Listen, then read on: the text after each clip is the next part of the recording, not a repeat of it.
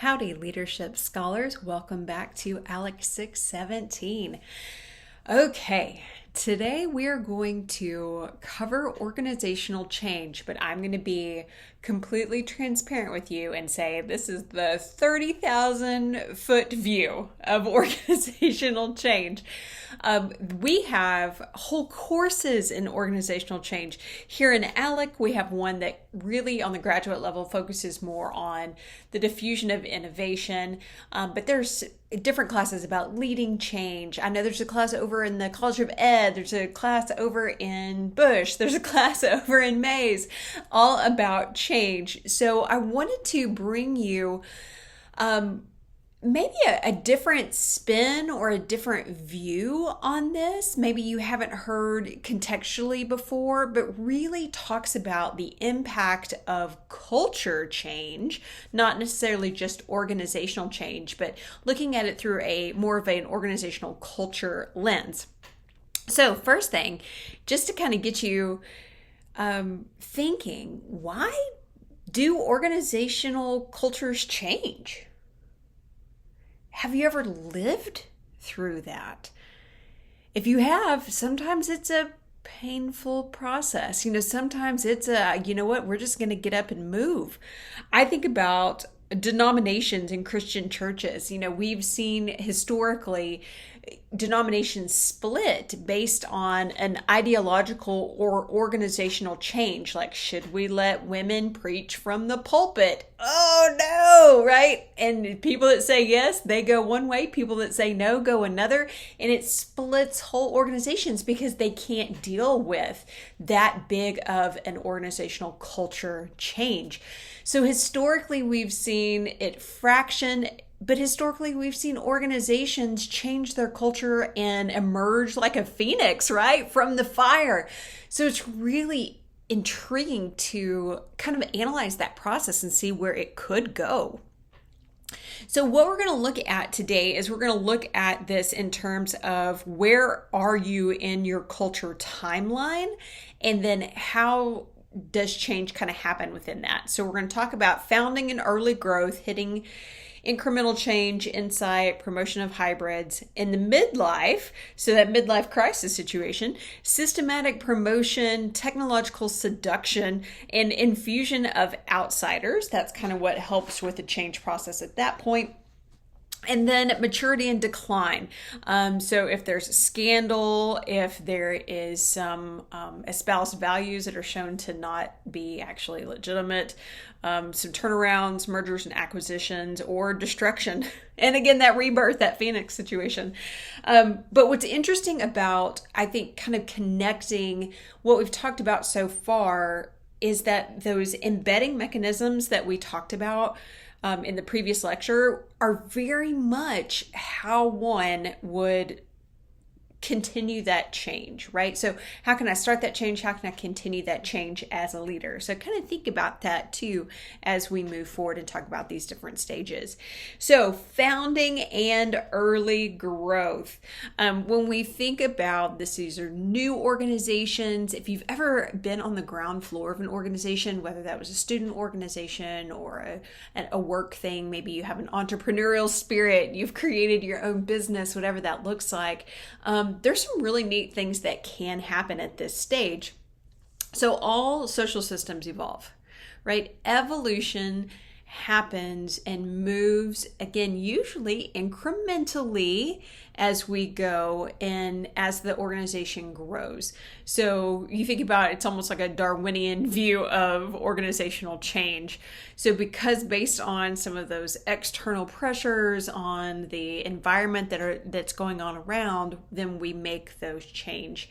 This could also include, again, anticipating the change by diversification, that growing complexity, higher levels of differentiation that may be needed within the cultures and within the subcultures, which I know we talk a lot about subcultures, but they're really important because if we think about that adaptation of these subcultures, sometimes it is a push from the subculture to lead to bigger organizational change, which is really neat because that's almost like a grassroots type of a, hey, this section sees this going on and therefore we should change the culture. Sometimes it is if you think about franchises, right? If you have a franchise organization, the parent company makes a decision and then it trickles down to all of the stores.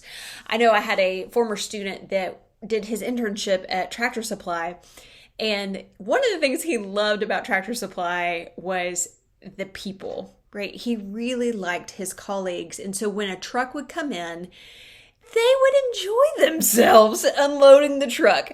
So sometimes it would take a couple of hours or maybe half a day because they'd be yucking it up, laughing and playing, putting things in the categories where they're supposed to go. Sometimes, depending on who was in charge, they would actually pull from the truck and move it straight onto the floor to stock instead of leaving it in the warehouse or the back of the Tractor Supply and then moving it forward. And then corporate got a hold of the process and said, this is not efficient because, they're laughing and cutting up. And so it was all electronic. So then the truck would come in, they would have scanners, they'd scan it in, they'd have to place it in a specific place, and then it would go on this new process. And absolutely it was more efficient. But it really changed the culture because then it only took like 1 or 2 people to unload a truck, not the 3 or 4 that would end up doing it. So sometimes that subculture, again, you can have corporate change and the subculture changes, which then starts changing the whole organization, if that makes sense. So then we think about insight. So culture change at this early time it's good because you're stopping and you're reflecting. Leaders need to take a breath and say, okay, well, what's good? What's bad? Almost like I know this is going to sound silly, but almost like doing a SWOT analysis on your culture. So you can say, what are our strengths? What are our weaknesses? What are our opportunities for growth? And what are some external threats that may harm us? But just looking at that through a culture lens. So not through goals, not through product share, not through market stability, but just really looking at our culture. Looking at those cultural assumptions. So you're looking at the levels of culture. You're saying, what are our artifacts? What are our espoused beliefs? What are those basic underlying assumptions? And saying, all right, are those assumptions really what we want? Will they help us grow? Will they help us meet our goals? And if not, now's the time before you get set in your ways. Now's the time to start massaging that, changing it a little bit.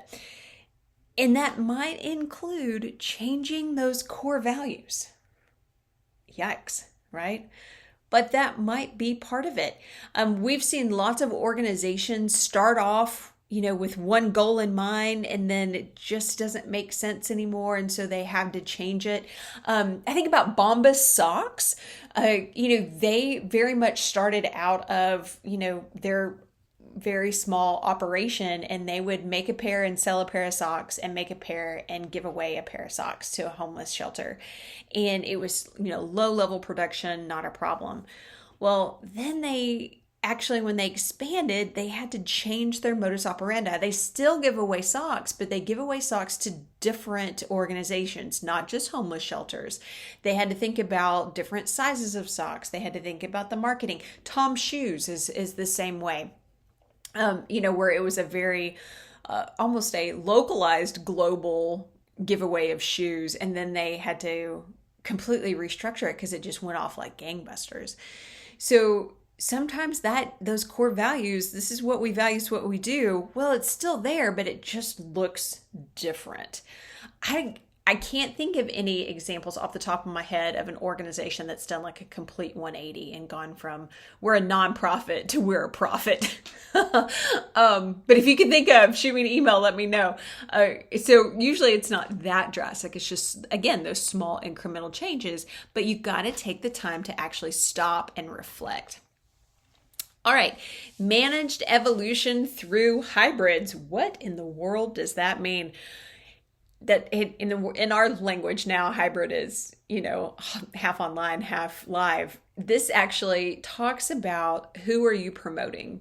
So people like Procter and Gamble, or is it Johnson and Johnson, or maybe both? Drat, I don't remember. One of those companies, I think it's Johnson and Johnson.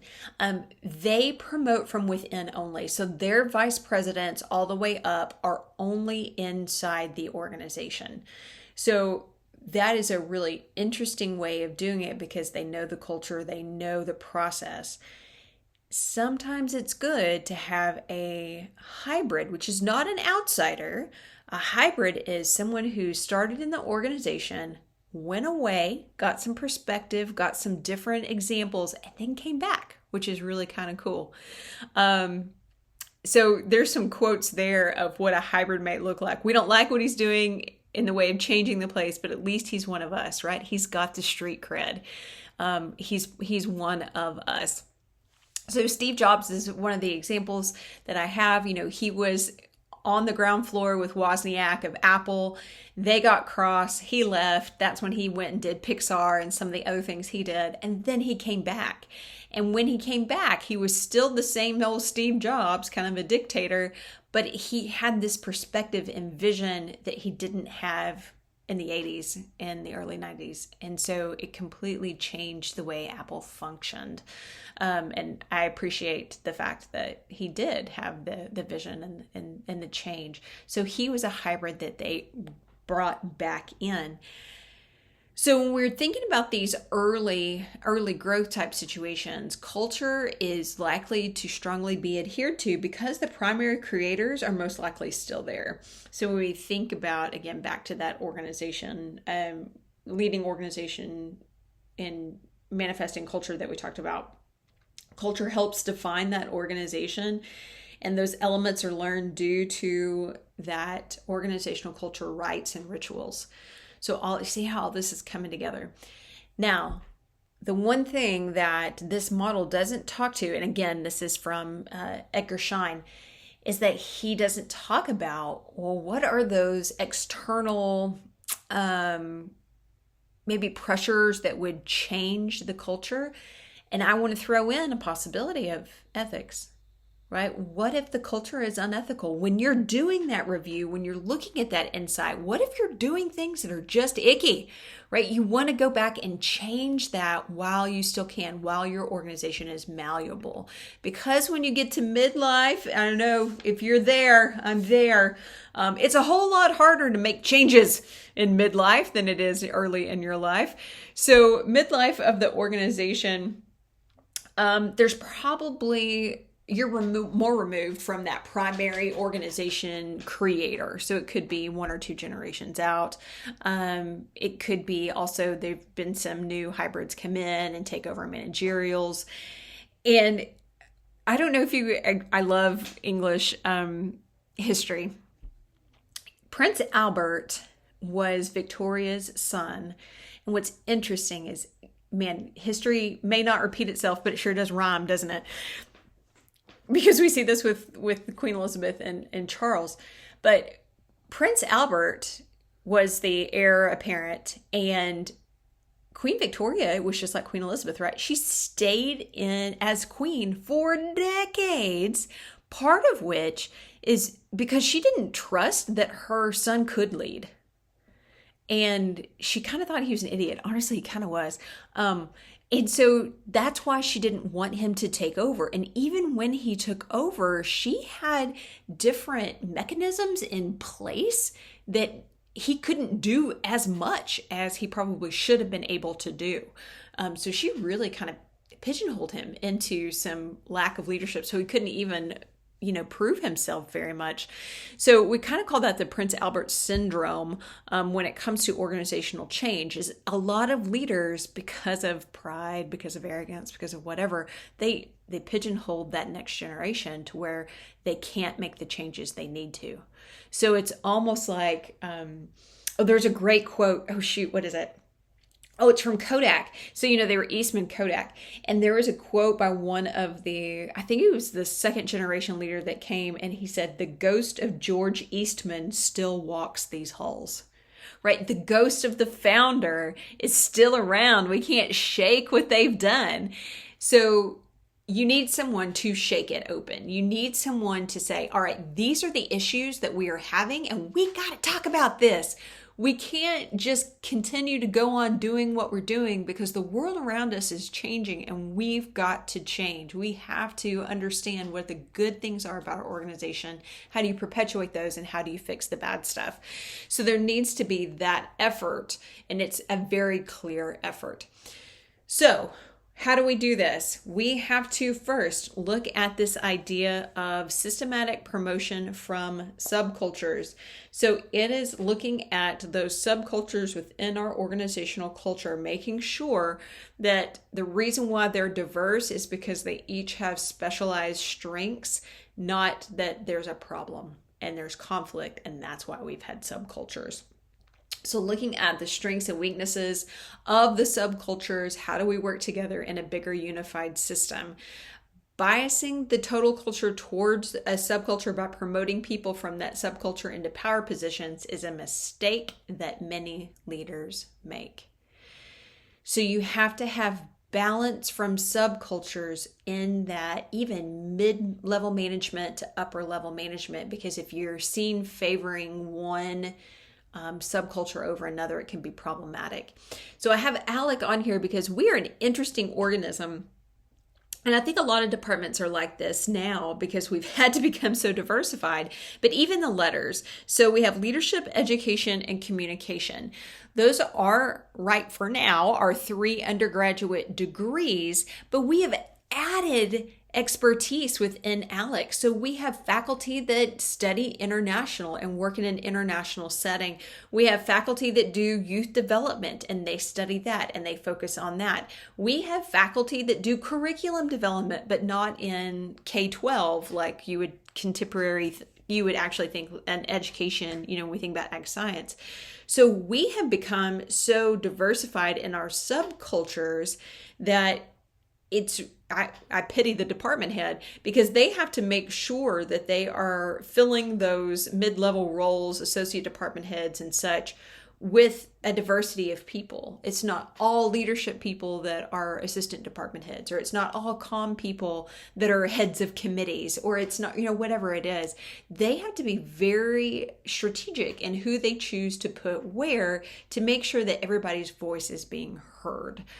Because again, if you just hire within one subculture, that's going to cause a lot of bad blood. You're going to have some Taylor Swift issues. Okay.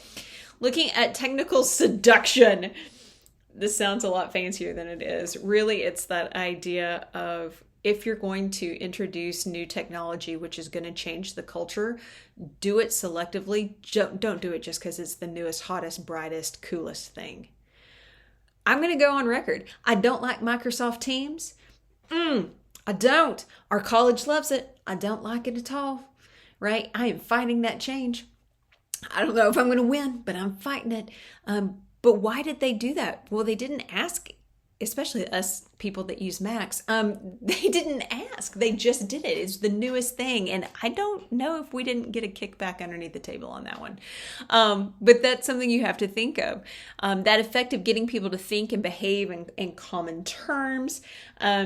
Adopting that frame of reference comes to some common assumptions.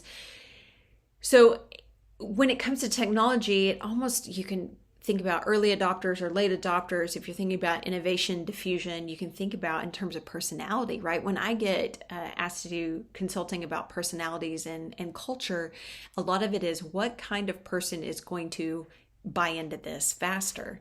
Well, it could be this certain color if you're doing colors, or it could be this certain Myers-Briggs personality type or whatever it is. So there's some predictability when it comes to that.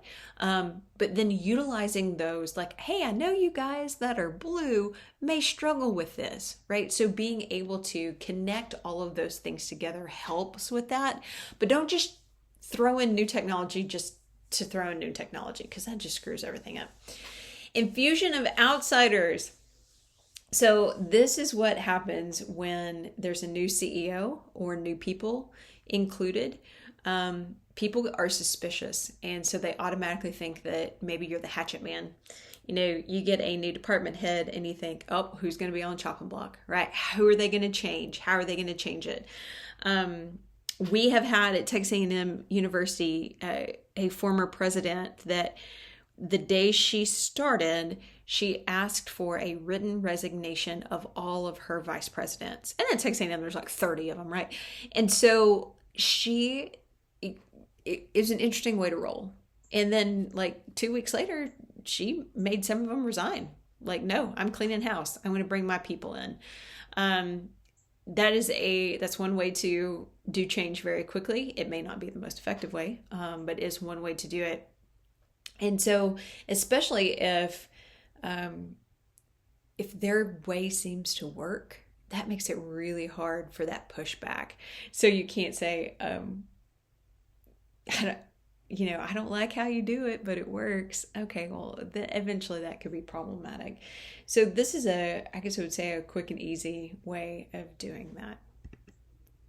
All right, maturity and decline. This is when the organization is having some, either just been around forever or may have some problems like a scandal, an explosion of myths. This is when maybe what you're telling people you're doing, you're not actually doing. This could be that, oh man, there's so many examples of this. I hate to like dwell on the negative, but this is very much usually when there is some kind of a ethical issue, right? And it could be that you're saying one thing, you're doing another. It could be something completely different. But really nothing is going to change until the consequences are dire. So it's almost like you patch things and you fix things until it just completely breaks. And then you're like, oh man, we got to actually fix this. And this could also be with whistleblowing. We've seen lots of examples of whistleblowers, and usually it's because of an unethical practice, and it's not until someone comes forward and makes it public and that makes it real. So if you're a leader and you're starting to hear rumbles of things that are going on, you've got to address it now. If you wait, especially from an ethical point of view, if you wait, it will just epically blow up. It'll be really, really bad. So turnarounds. So this is when maybe there is a scandal or an explosion, or you've been found out by doing something bad, or it's just, you know what, it's time. It's time. We want to expand. We want to change. We want to be better. Maybe we want to go in a new direction. So this is when a leader launches a planned change involving everybody. So you've got to, if you want change to actually stick, you've got to include everyone in the process. Get their voice out there. Doesn't mean you have to do what they say, but they need to have a say.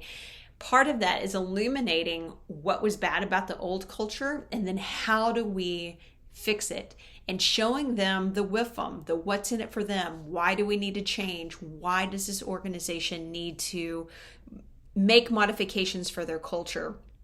How can we do that? And again, going back to how does a leader embed and perpetuate those cultures, that's when you start utilizing some of those skills a little bit more. Sometimes there is a merger and acquisition that makes this happen. So we've seen lots of examples of like airlines merging, or telephone companies. It seems like they tend to merge quite a bit. We've seen a lot of merging happening. So there is going to probably be a culture clash when that occurs. I had an old family friend who was a Continental flight attendant, and when Continental merged with United, she almost quit because United's way of doing things was so very different. Not only standard operating procedures, but how they treated their flight attendants. It was just completely different than what she was used to. And it was really hard for her. When our med school merged, when we took over the med school and we put our name on it, and in the dental school as well, and the law school, like all of those things, that was really hard for those people on both sides that were part of that merger. because those core values were different enough, and the operating procedures and just the everyday culture were different enough that it makes it really, really difficult. If you leave people alone, you can let them slowly evolve. That's dangerous though, because a lot of it is very clan culture-ish, right? We want to stay in our tribe, and we want to stay in that cultural typology, and so it's real hard to take it and put it into a different typology. But usually one culture dominates, and so either you convert people or they leave. It's as easy as that. But the best way is to blend the two cultures, because no culture is perfect. So what's good about this culture? What's good about this culture? How can we make those work together? And then the last one is this idea of reorganization and rebirth. And that's if the organization is destroyed for some reason, then a new culture has to emerge. Sometimes it's if the leader takes an epic fall from grace, and so you have to start at the bottom and change the culture, which is, again, that whole phoenix rising from the ashes type situation. And that's been a really cool thing for people to experience, because it's dramatic and it's scary. And then once they're on that other side, they see how much better off they are. But man, that's a tough process if there has to be a reorganization and rebirth. Now, Lewin, and I know that this is probably a review for most of you guys, Lewin is most often in his model of unfreezing, moving, and refreezing connected with this idea of these three different stages of the organization. Because if you think about it, unfreezing is when you unlearn that behavior. You establish a sense of urgency. You see that there's some dysfunction or ineffectiveness to the current situation. So you have to start doing something different. And that could be in that early growth stage. When you get to midlife and you're moving things and you're changing things and you have planned intervention and new concepts and you're learning through those role models and you're scanning the environment, you're focusing on short-term wins. And then the refreezing is when you have that established culture, when you are mature. So when the culture is validated by internal and external measures, things begin to stabilize, and then that change becomes our assumptions. So that change goes back to the bottom of our pyramid of those different types of organizational levels. Isn't that kind of interesting how those two merge together? There's lots of different models of change, though. Cotter has one. I'm not a big fan of his. I think just because he steals things from other people and repackages it and doesn't give them credit. So I think that's a little bit unethical. But Cotter's got one. The Heath brothers actually have one as well. It's called Switch, and it's about the emotional versus the practical and side of change. So there's lots of different change models. Of course, Rogers' diffusion of innovations. There's lots of different change models. There's one called the OC3 model, which is interesting for organizational change. Gail Lotta out of Nebraska did that one. So there's a ton of different ones. If you come to my office ever, I've got a whole bookshelf on change, right? Because it's such a hard process. It's hard for a leader to lead. It's unbearably hard sometimes for the follower to be in that process within the organization as well. But it is a process. So sometimes it goes smoothly, sometimes it doesn't. But it's important to know that it's got to happen, because if you stay the same, if you stay stagnant, your organization is not going to flourish, and neither are your people. Thanks, guys.